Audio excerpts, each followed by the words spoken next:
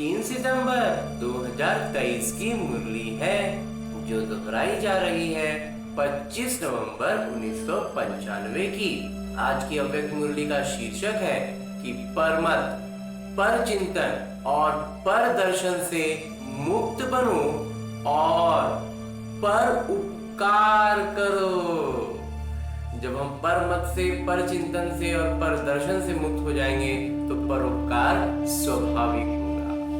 आज बाबा अपने चारों ओर के बच्चे हैं, विशेष हैं, उन सर्व विशेष आत्माओं को देख रहे हैं, चाहे भारत के व विदेश के किसी भी कोने में हैं, लेकिन बाबा सर्व विशेष आत्माओं को समीप से देख रहे हैं। बाबा को अपने विशेष बच्चों को देख हर्ष होता है। बाबा एकदम हर्षित हो जाते हैं। जैसे आप बच्चों को बाबा को देखकर खुशी होती है ना? हाँ जी बाबा, खुशी होती है, तब तो भाग करके आए हो ना। तो बाबा को भी खुशी होती है कि मेरा एक एक बच्चा विशेष आत्मा है, चाहे बुजुर्ग है, अनपढ़ है, छोटे बच्चे हैं, युवा हैं, प्रवृत्ति वाले हैं, लेकिन सारे विश्व के आगे विशेष हैं।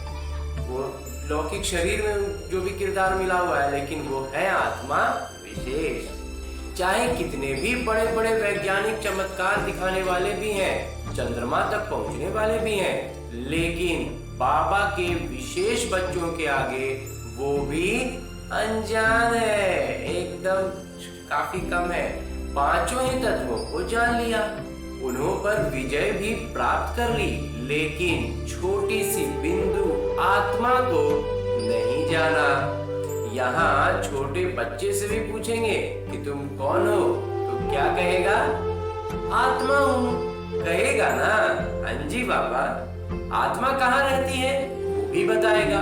और वैज्ञानिक से पूछो कि आत्मा क्या है, आत्मा के ज्ञान को अभी तक जान ही नहीं सके। तो कितने भी बड़े इतिहास के हिसाब से, इस दुनिया के हिसाब से विशेष हो, इतिहास में कोई बहुत बड़ा हो या दुनिया में अभी का फिलहाल में कोई बड़ा हो, लेकिन जिसने आप अपने को नहीं जाना, खुद को नहीं जाना, आत्मा को नहीं जाना, उससे तो यहाँ का 5 वर्ष वाला बच्चा ही विशेष हो गया। हाँ जी बाबा, तो आप लोगों का शुरू का बहुत फलक का गीत है, याद है? कौन सा गीत? एक गीत था, कितना भी बड़ा सेठ स्वामी हो, लेकिन अल्फ को नहीं जाना। ऐसा कोई गीत इसमें होगा। तो कितने भी बड़े हो, चाहे नेता हो, चाहे अभिनेता हो, लेकिन अपने आप को नहीं जाना, तो फिर क्या जाना? तो ऐसी विशेष आत्माएं हो। हाँ जी बाबा, यहाँ की अनपढ़ बुजुर्ग माता है और दूसरी तरफ अच्छा महात्मा है, लेकिन बुजुर्ग मतलब फलक से कहेंगी कि हमने परमात्मा को पा लिया, और महात्मा कहेंगे परमात्मा को पाना बहुत मुश्किल है। लेकिन यहाँ 100 वर्ष की आयु वाले भी निश्चय बुद्धि होंगी, तो क्या कहेंगी? तुम ढूंढते रहो, हमने तो पा लिया। तो महात्मा भी आपके आगे क्या है? प्रवृत्ति वाले फलक से कहेंगे कि हम डबल पलंग पर सोते, इकट्ठे रहते भी पवित्र हैं, क्योंकि हमारे बीच में बाबा है, ज्ञान है, इसलिए एक साथ रहते भी पूरी तरह से पवित्रता का पालन कर रहे हैं। और महात्माएं क्या कहेंगे? कहेंगे आग कपूस इकट्ठा रहना तो असंभव लगता है, और आपके लिए क्या है? प्रवृत्ति वाले बताओ, पवित्र रहना मुश्किल है या सहज है? सहज है, या कभी कभी मुश्किल हो जाता है। तो जो पक्के हैं वो तो बड़ी सभा हो या कुछ भी हो, फलक से कह सकते हैं कि पवित्रता तो हमारा स्वधर्म है। तो ऐसे अपनी विशेषता को जानते हो ना? हाँ जी बाबा, क्योंकि नए नए भी बहुत आए हैं ना।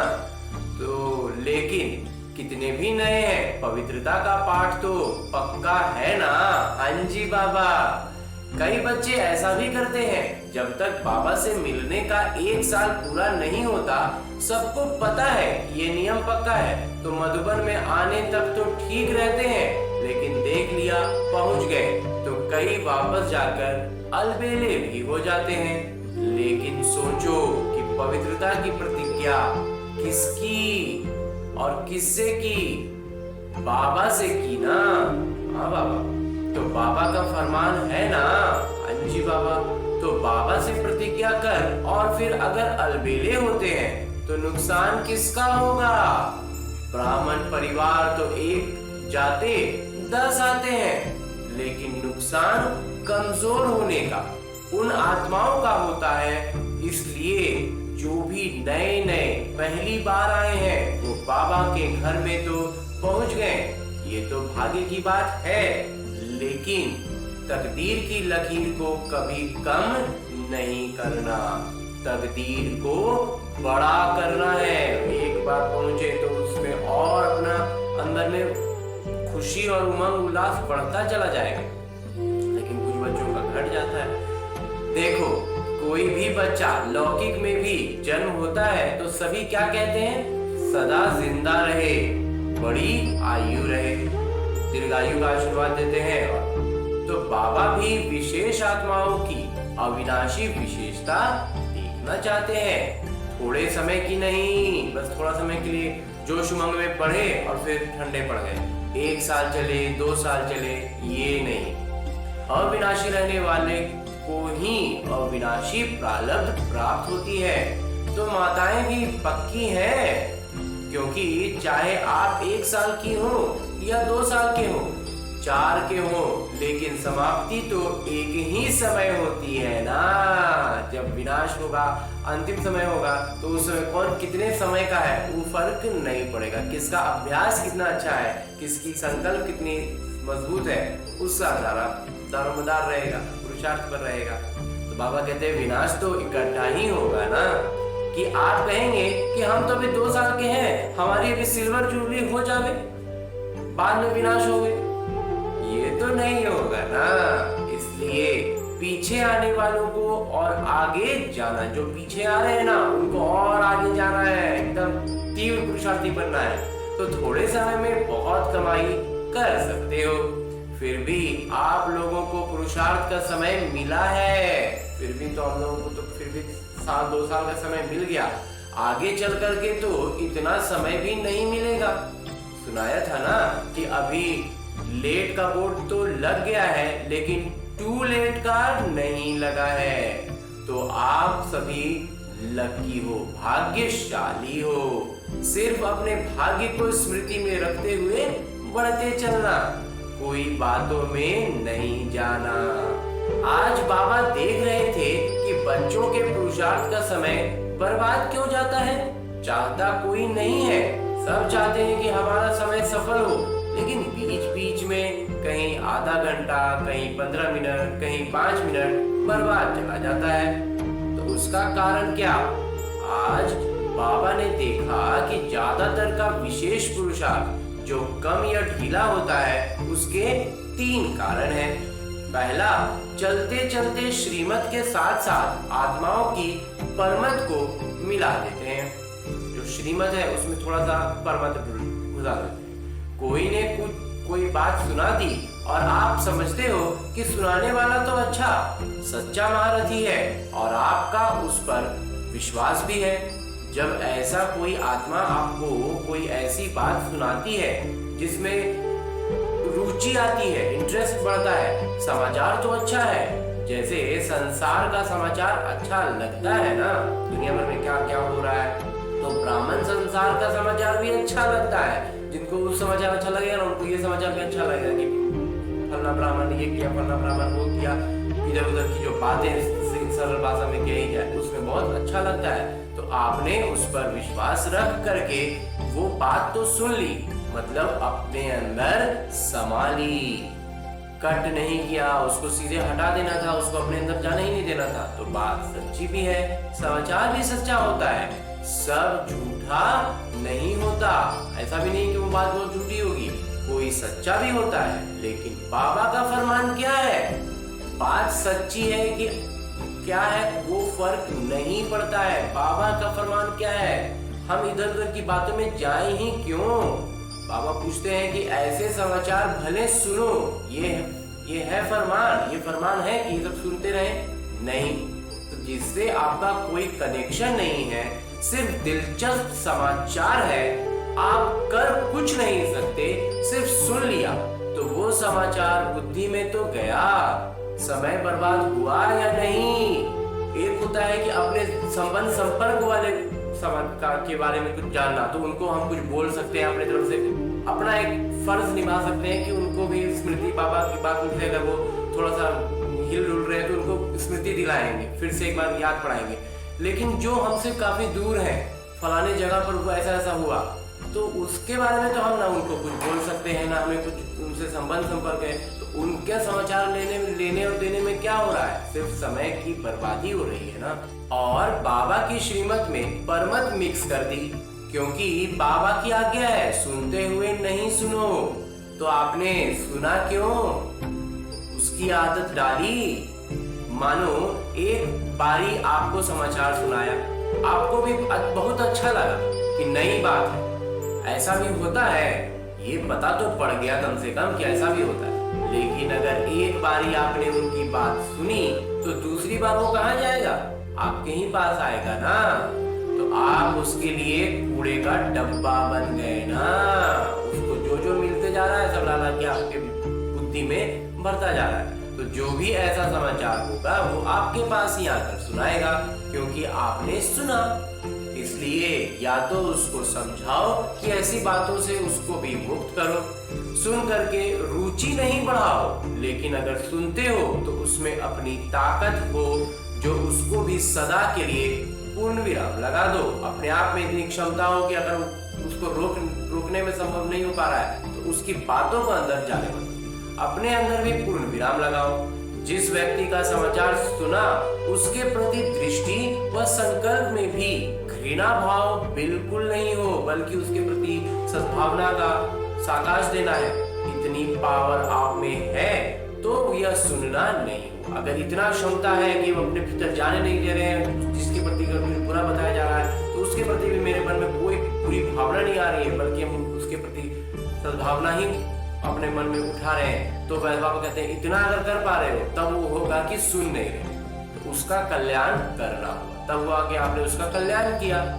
लेकिन परिणाम में देखा जाता है कि ज्यादातर थोड़ा थोड़ा कीचड़ा इकट्ठा होते होते ये घृणा भाव या चाल चलन में अंतर आ जाता है। इतना श्रेष्ठ श्रेणी पर इतनी अच्छी से एकदम बातों को छांट करके अलग कर पाना, उनके प्रति घृणा का भाव उत्पन्न नहीं होने देना, उसके प्रति और प्रेम का भाव से उनमें जो कोई भी कमी के कारण वो उनसे कुछ गलत हुआ हो, जिसके बारे में संबंध संपर्क में नहीं है, उनके प्रति भी घृणा का भाव नहीं उत्पन्न करना, तब होगा ये सुनते हुए नहीं सुनना और उनके प्रति कुछ कल्याण करना। लेकिन बाबा कहते हैं ये हो नहीं पाता है, वास्तविकता में ये हो नहीं पाता है। ज्यादातर बच्चे क्या होते हैं, उसके प्रति घृणा का भाव आने लगता है, उनके चाल चलन में, बातों में धीरे धीरे कीचड़ जमा होने लगता है। और कुछ भी नहीं होगा ना तो उस आत्मा के प्रति सेवा करने की भावना तो नहीं होगी। अगर घृणा को रोक भी लिए ना तो सेवा की भावना तो बिल्कुल नहीं आएगी, उसके प्रति अच्छी भावना उत्पन्न कर सके, ये हो ही नहीं पाएगा। तो क्या बाबा कहते हैं कि क्या हो जाएगा, भारीपन होगा। इसको कहा जाता है श्रीमत में परमत का मिलना। समाचार तो बाबा भी सुनते हैं, लेकिन होता क्या है, ज्यादातर का भाव बदल जाता है, सुनाने वाले का ही भाव बदल जाता है, तो सुनाने में भी भाव बदल जाता है। एक आकर कहता है मैंने देखा कि ये दो बात कर रहे थे, और एक का सुना हुआ दूसरा फिर कहते हैं नहीं नहीं खड़े भी थे और बहुत अच्छी तरह से नहीं खड़े थे। दूसरा इसमें और एक बात हो जाएगी, अच्छा से खड़ा नहीं था, टांग से बॉडी लैंग्वेज में प्रॉब्लम थी। फिर तीसरा कहेगा इन्हों का तो होता ही नहीं है, इनका तो ऐसे ही होते रहता है। कितना भाव बदल गया, उन्हों की भावना क्या और बातों में भाव कितना बदल जाता है। तो ये हुआ परमत वायुमंडल को खराब कर देता है। तो जो समय बर्बाद जाता है उसका एक कारण परमत और दूसरा कारण है पर चिंतन। एक तो हुआ परमत को मिलाए, अब हुआ कि और उसमें अपनी तरफ से कुछ जोड़ते चले गए, पर चिंतन में उसको शामिल कर लिए। एक से बात सुनी तो 8-10 को नहीं सुनावे, ये तो हो नहीं सकता। किसी से सुने तो 8-10 को सुनाएंगे। अगर कोई दूर देश में भी होगा ना तो उसे भी पत्र में लिख देंगे। यहाँ बहुत नई बात हुई है, आप आएंगे ना तो जरूर सुनाएंगे। तो ये क्या हुआ? पर चिंतन। समझो, आपने 4 को सुनाया, उन 4 की भावना उस आत्मा के प्रति आपने खराब की ना।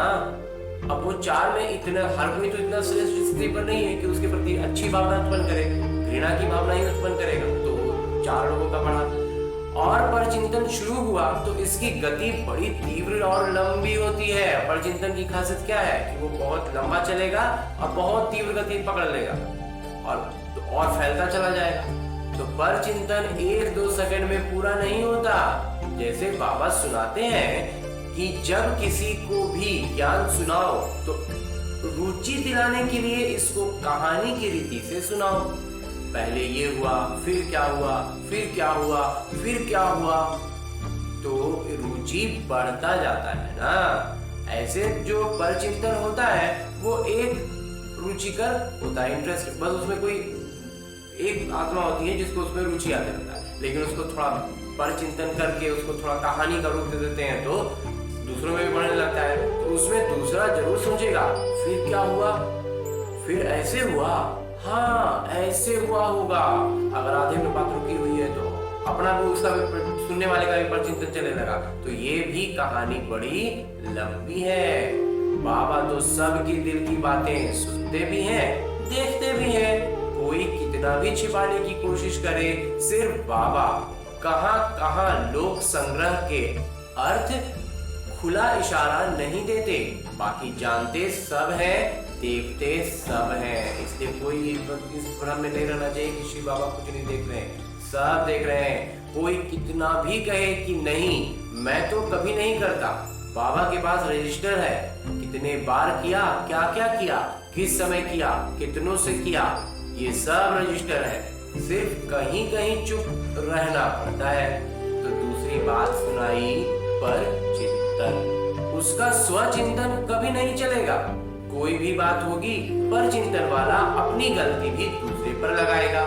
और पर चिंतन वाले बात बनाने में नंबर 1 होते हैं। एकदम उसमें तुरंत बात घुमा देंगे, दूसरों पर इल्जाम लगा देंगे, दूसरों पर दोष लगा देंगे और खुद को बचा लेंगे। पूरी अपनी गलती दूसरे के प्रति ऐसे सिद्ध करेंगे जो सुनने वाले बड़ों को भी चुप रहना पड़ता है।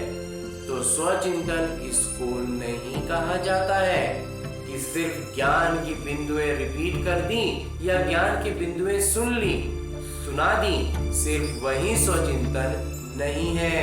लेकिन स्वचिंतन अर्थात अपनी सूक्ष्म कमजोरियों को, अपनी छोटी छोटी गलतियों को चिंतन करके मिटाना, परिवर्तन करना, ये है स्वचिंतन। सिर्फ गलतियों को देखना भी है, उसको मिटाना भी है और परिवर्तन भी करना है, तब होगा वो स्वचिंतन पूरा। बाकी ज्ञान सुनना और सुनाना उसमें तो सभी होशियार हो, वो ज्ञान का चिंतन है, मनन है। लेकिन स्वचिंतन का महीन अर्थ अपने प्रति है, क्योंकि जब परिणाम निकलेगी तो परिणाम में ये नहीं देखा जाएगा कि इसने ज्ञान का मनन अच्छा किया या सेवा में ज्ञान का अच्छा इस्तेमाल किया। इस परिणाम के पहले स्वचिंतन और परिवर्तन। स्वचिंतन करने का अर्थ है ही परिवर्तन करना। उस समय कौन क्या किया, कैसे किया वो नहीं, फाइनल में हुआ क्या वो देख। परिणाम का मतलब ही होता है पूरी तरह से फाइनली हुआ क्या। तो जब फाइनल रिजल्ट होगी पर अंतिम परिणाम होगा, उसमें पहली मार्क्स प्रैक्टिकल धारणा स्वरूप को मिलेगी। तो सबसे ज्यादा अंक जिस विभाग में रखा गया है वो है धारणा स्वरूप। वास्तविक जीवन में धारणा कितना अच्छे से करके जीवन में उसको कितना इस्तेमाल किया। जो धारणा स्वरूप होगा वो स्वाभाविक योगी तो होगा ही, उसको फिर योग में तो संदेह करने बात ही नहीं है। अगर अंक ज्यादा लेने हैं तो पहले जो दूसरों को सुनाते हो, आजकल वैल्यूज पर जो भाषण करते हो, जो मौलिक विचारों पर हम भाषण करते हैं, उसकी पहले स्वयं में जांच करो। क्योंकि सेवा की एक अंक तो धारणा स्वरूप को 10 अंक होते हैं। अगर बोलने में 1 अंक मिल रहा है ना, तो उसको अगर धारण कर लिए तो 10 अंक मिल जाएंगे। अगर आप ज्ञान नहीं दे सकते हो लेकिन धारणा से प्रभाव डालते हो, तो आपके सेवा का अंक जमा हो गया ना। हाँ जी बाबा, धारणा कर लिए और उसका प्रभाव दूसरों पर पड़ गया, तो उसमें तो बहुत ज्यादा 10 का 50 भी मिल जाएगा। लेकिन सिर्फ सुना रहे हैं और धारणा नहीं कर रहे हैं, तो 1 अंक मिलेगा। आजकल कई समझते हैं कि हमको सेवा का मौका ही कम मिलता है, हमको मौका मिलना चाहिए, दूसरों को तो मिलता है, मेरे को ही नहीं। सेवा करना बहुत अच्छा है, क्योंकि अगर बुद्धि मुक्त रहती है तो व्यर्थ बहुत चलता है। इसलिए सेवा में बुद्धि व्यस्त रहे, ये साधन अच्छा है। सेवा का उमंग तो अच्छा है ही, लेकिन नाटक अनुसार, ये परिस्थितियों अनुसार मानो आपको चांस नहीं मिला, आपको मौका नहीं मिला, परिस्थितियां ऐसे हुई, नाटक में ऐसा है कि आपको ज्यादा मौका नहीं मिला और आपकी अवस्था दूसरों की सेवा करने के बजाय अपनी भी गिरावट में आ जाए, तो वो सेवा आपको हलचल में लाए, तो वो सेवा क्या हुई? तो ये जो सेवा मनसा सेवा चल रही है, दूसरों के प्रति व्यर्थ की बातें चल रही हैं, तो उससे हमारी परिस्थिति क्या हो रही है? गिरावट में आ रही है ना। तो ये फिर क्या हो रहा है? वो सेवा क्या हो रही है? हमारी जो परिस्थिति, हमारा जो व्यक्तित्व है, वो तो नीचे जा रहा है। तो उस सेवा का प्रत्यक्ष फल क्या मिलेगा? और उसका तो फिर नेगेटिव मार्किंग होने लगेगा। तो सच्ची सेवा, प्यार से सेवा, सभी की दुआओं से सेवा, उसका प्रत्यक्ष फल खुशी होती है। और अगर सेवा में फीलिंग आ गई, कुछ मन में भावना रह गई कि अरे हमको तो नहीं मिला, हमको तो करके नहीं हो पाता है, तो यहाँ ब्राह्मण फीलिंग को क्या कहते हैं? ब्राह्मणों की भाषा में इस फीलिंग को क्या कहते हैं? फ्लू, बुखार। तो बुखार वाला क्या करता है? सो जाता है। बुखार लगेगा तो कोई सोएगा ही ना, खाना भी नहीं खाएगा, सो जाएगा। यहाँ भी फीलिंग आती है तो या खाना छोड़ेगा या रूठ करके बैठ जाएगा, या तो ज्ञान देना छोड़ देगा या तो फिर पूरा सो जाएगा। तो ये हुआ बुखार। बुखार हुआ ना। हाँ बाबा, ये बुखारी का पूरा लक्षण है। अगर आप धारणा स्वरूप हो, सच्चे सेवाधारी हो, स्वार्थी सेवा नहीं, सच्चे सेवाधारी। एक होती है कल्याण की भावना की सेवा और दूसरी होती है स्वार्थ से। एक होता है कि दूसरों को उसमें ज्ञान समझ में आ जाए, दूसरे बच्चे जो अभी अज्ञान में है वो ज्ञान को समझ जाए, वो अगर काम हो गया तो वो उसमें उस काम में उनका किरदार कितना भी छोटा हो, कितना भी पीछे का हो, उससे कोई फर्क नहीं है। उसमें बहुत खुशी होगी कि चलो ये काम, इस सेवा से अच्छे बच्चे आए। लेकिन अगर उसमें अपना स्वार्थ है कि हमको बोलना था, हमको ये करना था, तब तो मेरा नाम आ जाएगा, मेरा अखबार में फोटो आएगा, मेरा टीवी में आ जाएगा, मेरा ब्राह्मणों में नाम हो जाएगा, ब्राह्मणी बहुत आगे रखेगी।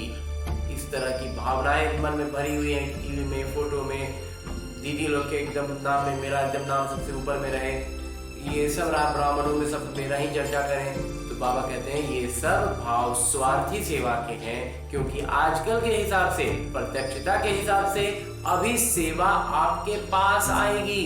शुरू में स्थापना की बात दूसरी थी, लेकिन अभी आप सेवा के पिछाड़ी नहीं, अब आपको सेवा के पीछे नहीं जाना है, आपके पास सेवा आएगी, आपके पास सेवा खुद चल कर आएगी। तो जो सच्चा सेवाधारी है, उस सेवाधारी को चलो और कोई सेवा नहीं मिली, लेकिन बाबा कहते हैं अपने चेहरे से, अपने चलन से सेवा करो।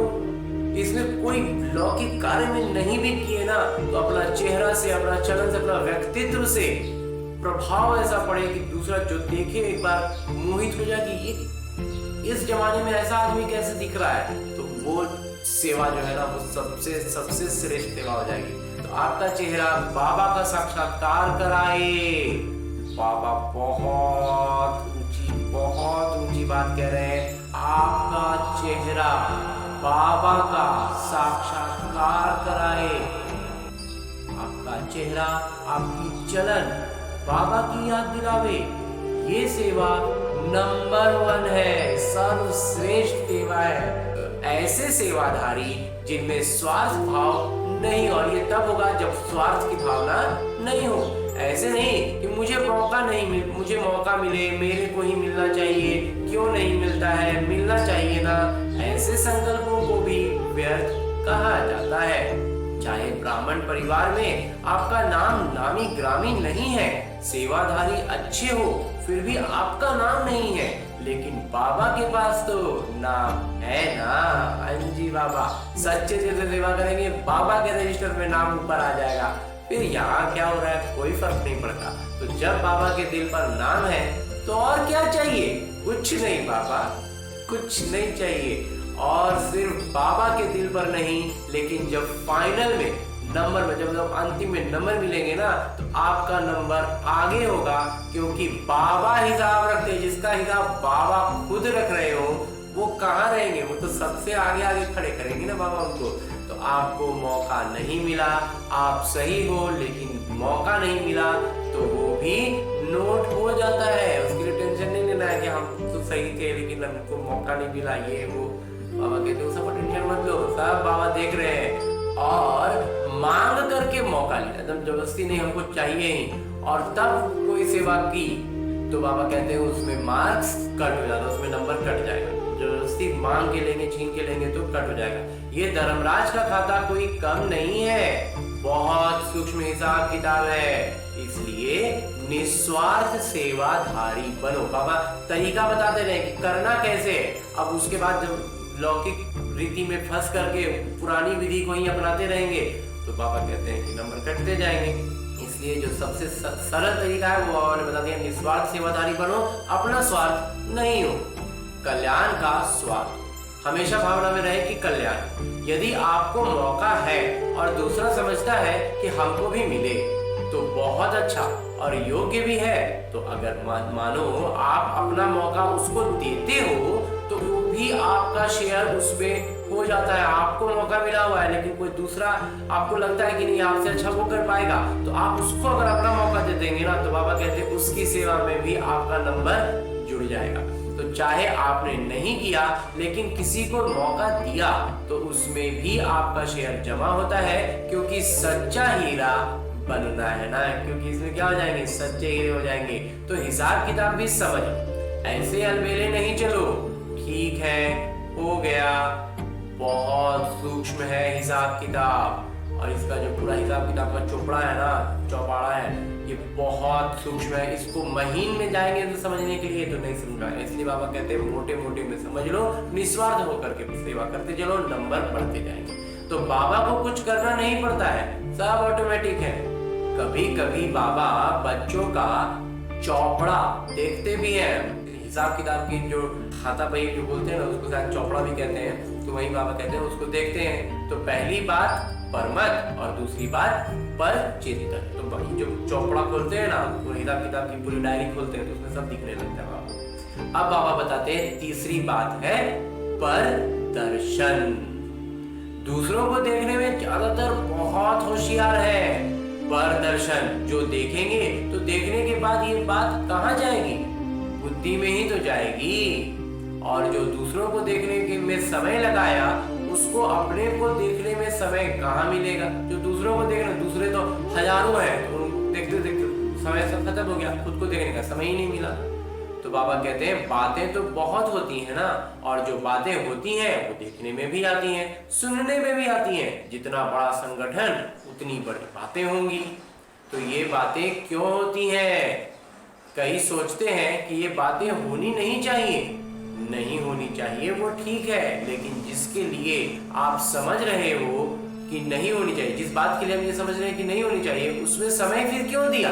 जब इतना समझदारी आ रहा है कि ऐसी बातें नहीं होनी चाहिए, तो खुद को तो उसमें सम्मिलित नहीं करें, खुद को उसमें क्यों फिर अपना समय, अपना सब कुछ उसमें लगा रहे हैं और बस अपनी राय में चिपका रहे हैं कि ये नहीं होना चाहिए। जब नहीं होना चाहिए तो खुद उससे अलग हो जाइए। तो बाकी तो फिर जो है सो जो लौकिक दुनिया रीति में फंसा हुआ है। बाबा हमें क्यों, हमें ज्ञान दे रहे हैं ना, हमें ऊपर उठना है ना, ऊपर उठेंगे, हमें अपने अंक जमा करने हैं। और ये जो इसमें अपने आप को डाले कि नहीं डाले ना, बाबा कह रहे हैं, और ये बात यही तो पेपर है, यही तो परीक्षा था, यही तो छोटे छोटे टेस्ट होते चलेंगे। तो बाबा कहते हैं यही तो पेपर था। जितनी बड़ी पढ़ाई उतने बड़े पेपर भी होते हैं। अब पढ़ाई में जितना ऊपर उठने लगेंगे ना, तो पेपर में सही हो आएगा कि लगेगा इससे हम इसमें कैसे नहीं शामिल होंगे, इसमें तो हमको अपना बात बोलना ही होगा। ये वायुमंडल बनना, ये सबके लिए पेपर भी है। कि परमत या परदर्शन या परचिंतन में कहां तक अपने को सुरक्षित देखते हैं, अपने आप को कितना हद तक सुरक्षित मानते हैं। दो बातें अलग हैं, एक है जिम्मेवारी जिसके कारण सुनना भी पड़ता है, देखना भी पड़ता है। तो उसमें कल्याण की भावना से सुनना और देखना, जहाँ जिम्मेवारी है तो वहां तो सुनना भी पड़ेगा, देखना भी पड़ेगा। तो बाबा कहते हैं उसमें भावना क्या हो, कल्याण की भावना हो। तो सुनते हुए भी नहीं सुनना है, बाबा ने शुरुआत में ही बताया। फिर बाबा कहते हैं जिम्मेवारी है, कल्याण की भावना है, वो ठीक है। जब जिम्मेवारी है तो सुनना देखना पड़ेगा, लेकिन उसमें भावना कौन सी होनी चाहिए, कल्याण की। तो वहां तक तो वो ठीक हो गया। लेकिन अपनी अवस्था को हलचल में लाकर देखना, सुनना या सोचना, ये गलत। अगर आप अपने को जिम्मेवार समझते हो तो जिम्मेवारी के पहले अपनी ब्रेक को पावरफुल बनाओ। पहले जिम्मेवारी उठाने से पहले अपने आप पर पूर्ण विराम, अपने संकल्पों पर पूर्ण विराम लगाने का, किसी के प्रभाव में आकर के उसके प्रति घृणा का भाव या कोई भी भाव उत्पन्न करने का, उस चीज पर पूरी तरह से पूर्ण विराम लगा सके। जैसे पहाड़ी पर चढ़ते हैं तो पहले से ही सूचना देते हैं ना कि अपनी ब्रेक को ठीक से जांच करो। तो जिम्मेवारी भी एक ऊंची स्थिति है। जिम्मेवारी भले उठाओ, लेकिन पहले ये जांच करो कि एक क्षण में बिंदी लगती है। ऐसा तो नहीं कि हम चलने लगता है पर चिंतन पूरा, कि लगाते हो बिंदी और लग जाता है प्रश्न चिन्ह। अगर ऐसा है तो वो गलत। उसमें समय और एनर्जी दोनों बर्बाद जाएगा, वेस्ट हो जाएगा, समय भी जाएगा, ऊर्जा भी जाएगी। इसलिए पहले अपना ब्रेक, अपनी पूर्ण विराम लगाने की शक्ति को जांच करो। चलो, देखा सुना, जहां तक हो सका कल्याण किया और पूर्ण विराम। अगर ऐसी स्थिति है तो जिम्मेवारी लो, नहीं तो देखते नहीं देखो, सुनते नहीं सुनो, स्वचिंतन में रहो, फायदा इसमें है। तो आज का पाठ क्या हुआ, परमत, परचिंतन और परदर्शन, इन तीनों बातों से मुक्त बनो और एक बात धारण करो कि पर उपकारी बनो। पर उपकार करना हमारा उद्देश्य है। परचिंतन, पर दर्शन और परमत में नहीं जाकर के हमें करना क्या है, पर उपकार करना है। पर उपकार करना है तो तीन प्रकार की पर को खत्म करो और एक पर उपकारी बनो, बनना आएगा। तो किन बातों से मुक्त बनेंगे, माताएं क्या करेंगी, बच्चों के उपकारी या परोपकारी, सर्व उपकारी। सहज है या कठिन है, बाबा एकदम बहुत सरलता से बहुत विशेष बातों पर आज हमें बहुत गहरी बात समझाए और परचिंतन, परमत और परदर्शन को स्पष्ट कर दिया। और इसमें एक पद तो बाबा ने बता दिया कि जब जिम्मेवारी का पद है तब तो देखना सुनना है, लेकिन भावना अच्छी हो। लेकिन जहां हमारा जिम्मेवारी नहीं है, जब हम यूं ही सुनते रहते हैं, जिसमें हमारा कोई, हमारे होने ना होने से कोई फर्क नहीं पड़ने वाला है उस बात में, उस घटना में, तो फिर हम उसमें जाए ही नहीं। और नहीं जाए कि जाए, ये जो अगर दुविधा में पड़ गए तो मतलब परीक्षा में अंक कट गए। एकदम एक सिरे से उसको छोड़ दिया तो बाबा कहते हैं उसमें भी ये भी एक परीक्षा है। इन सब बातों को बहुत अच्छे से मंथन करेंगे तो बाबा की हर एक बात दिल के अंदर समाएगी। अच्छा, चारों ओर के सर्व विशेष के विशेष आत्माओं को सदा स्वचिंतन, ज्ञान चिंतन करने वाले श्रेष्ठ आत्माओं को, सदा बाबा के श्रेष्ठ मत पर हर संकल्प, बोल और कर्म करने वाले समीप आत्माओं को, चारों ओर के डायमंड जुबली के लिए स्वयं को और सेवा को आगे बढ़ाने वाले ऐसे विशेष आत्माओं को बाबा का याद, प्यार और नमस्ते। हम रूहानी मंचों की ओर से रूहानी बाबा को याद, प्यार और प्रणाम। धन्यवाद बाबा, धन्यवाद। मुरली के लिए भी धन्यवाद और इस अनूठे अलौकिक ब्राह्मण जीवन के लिए भी बहुत बहुत बहुत धन्यवाद बाबा, बहुत धन्यवाद, दिल से धन्यवाद बाबा, कोटि कोटि धन्यवाद।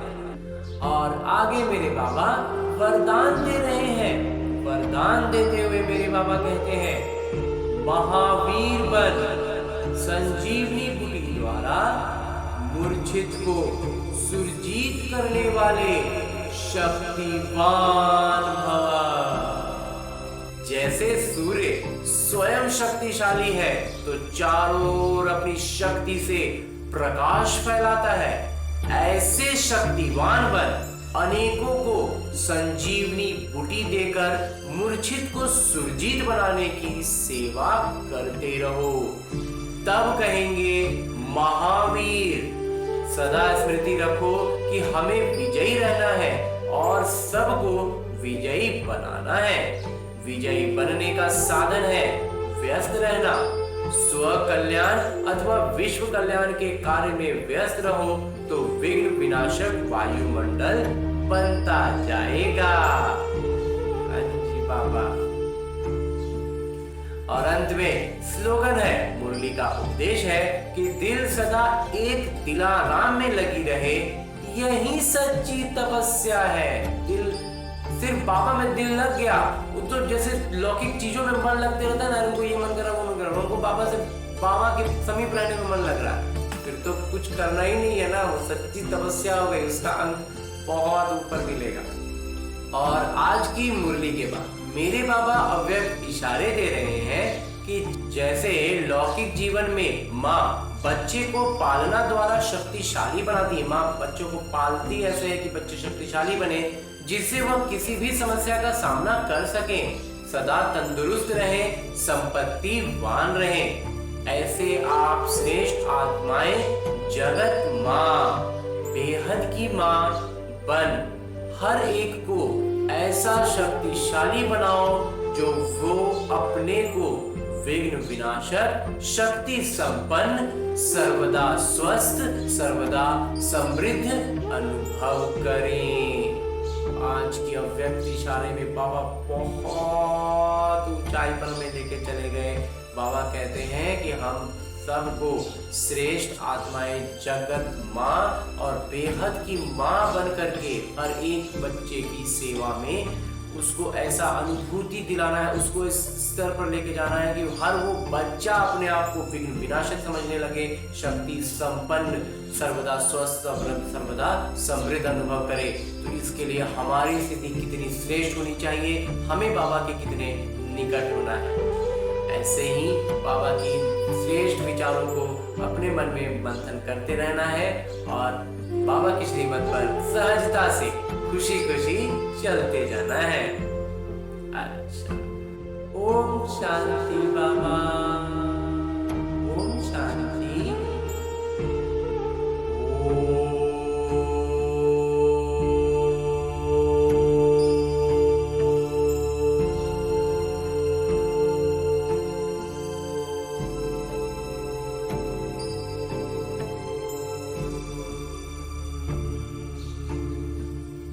शांति।